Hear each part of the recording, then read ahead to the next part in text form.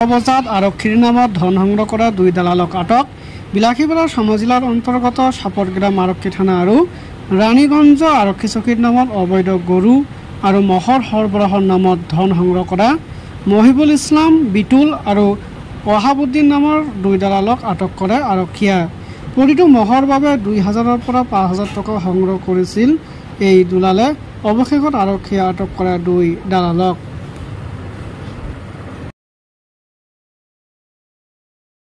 যি সময়ত অসম চৰকাৰে গৰু সৰবৰাহকাৰীৰ বিৰুদ্ধে কঠোৰ ভূমিকা গ্ৰহণ কৰি আহিছিলে, ঠিক সেই সময়তে যোৱাকালি আমি এটা ভিডিঅ' দেখিবলৈ পাইছিলোঁ যে সামাজিক মাধ্যমত চৰ্চা লাভ কৰিছিলে আৰু সেই ভিডিঅ'টো চাই পেলাই আমি প্ৰতিক্ৰিয়া প্ৰকাশ কৰিছিলোঁ। দেখিবলৈ পাইছোঁ যে যোৱা নিশাৰ ভাগত বিলাসীপাৰা মহকুমা আৰক্ষী প্ৰশাসনে ইতিমধ্যে 2জনক গ্ৰেপ্তাৰ কৰিছে, কালপিত 2জনক। কিন্তু এতিয়া প্ৰশ্ন উত্থাপন হৈছে যে এই 2জনক গ্ৰেপ্তাৰ কৰাৰ কাৰণে আমি আৰক্ষী প্ৰশাসনক ধন্যবাদ জ্ঞাপন কৰিছোঁ যে লগে লগে তেওঁলোকক গ্ৰেপ্তাৰ কৰিছে। কিন্তু এতিয়া কথাটো উত্থাপন হৈছে যে যি OC আৰু ICৰ বিৰুদ্ধে অভিযোগ উত্থাপন হৈছে, সেই OC আৰু আপোনাৰ যিসকল অভিযুক্ত, সেই অভিযুক্তসকলৰ লগত সম্পৰ্কটো কি, ইয়াৰ ওপৰত তদন্ত ঘোষণা কৰিব লাগে।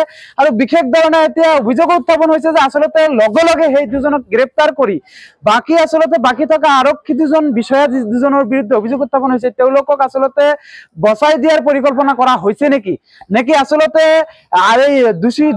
যি 2জনক গ্ৰেপ্তাৰ কৰা হৈছে তেওঁলোকৰ লগত আমি এতিয়া অভিযোগ উত্থাপন হোৱা মতে আমি জানিবলৈ পাইছো যে তেওঁলোকৰ লগত আৰু বহুত কেইজন ব্যক্তিয়ে তেওঁলোকৰ লগত জড়িত আছে। গতিকে সেই সিন্ডিকেটৰ লগত আচলতে কিমান মানুহ অন্তৰ্ভুক্ত হৈ আছে, সেই মানুহখিনিক আচলতে গ্ৰেপ্তাৰ কৰা হ'বনে নাই বা আইনৰ অধীনত তদন্ত কৰা হ'বনে নাই। আৰু বিশেষ ধৰণে যি 2গৰাকী IC আৰু OCৰ বিৰুদ্ধে অভিযোগ উত্থাপন হৈছিলে, সেই অভিযুক্ত যি 2গৰাকী বিষয়া, সেই 2গৰাকী বিষয়াৰ বিৰুদ্ধে কেনেধৰণে পদক্ষেপ গ্ৰহণ কৰা হ'ব তাৰ ওপৰত কিন্তু লক্ষণীয় হ'ব। গতিকে আমি নামনি অসম সংখ্যালঘু সংগ্ৰাম পৰিষদে স্পষ্টকৈ দাবী উত্থাপন কৰিছো যে ধুবুৰী আৰক্ষী অধীক্ষক মহোদয় বা বিলাসীপাৰা সমজিলা আৰক্ষী অধীক্ষক মহোদয় অতি সোনকালে এই চাপৰগ্ৰাম যি IC বা OC, এই 2গৰাকী IC OCৰ বিৰুদ্ধে বিহিত ব্যৱস্থা গ্ৰহণ কৰিব লাগে আৰু তদন্ত ক্ৰমে তেওঁলোকৰ ওপৰত বিহিত ব্যৱস্থা গ্ৰহণ কৰি দৃষ্টান্তমূলক শাস্তি বিহিব লাগে।